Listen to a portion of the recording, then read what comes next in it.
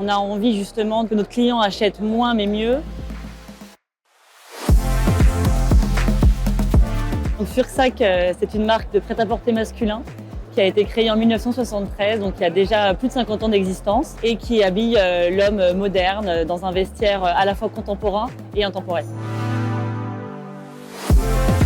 Le savoir-faire sur les produits que l'on réalise, le respect des hommes et des femmes qui travaillent soit chez Fursac, mais aussi des gens avec qui on travaille dans les usines, et puis une constante envie d'aller plus loin dans le progrès et dans l'innovation pour la mode responsable.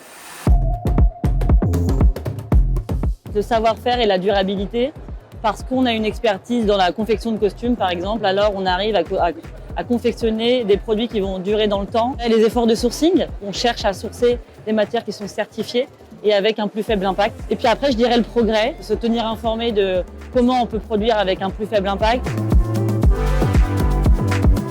C'est la continuité naturelle de l'ADN Fursac. On essaie de faire un produit durable. La mode responsable est venue assez naturellement par, encore une fois, le choix des matières et maintenant la certification de la marque.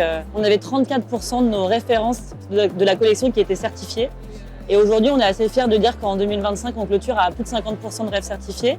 Donc c'est vrai que c'est un engagement de tous pour arriver à ces résultats et c'est pas toujours facile. Donc c'est un travail d'équipe et on en est très, très fiers aujourd'hui.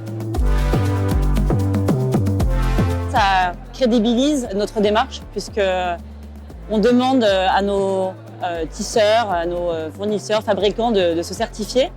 Et nous, on ne l'était pas encore. Donc le fait de l'être, ça impulse aussi une démarche de la part de nos fabricants pour se certifier aussi et assurer toute la chaîne de valeur sur la traçabilité, assurer des valeurs humaines et environnementales qui sont liées à nos métiers.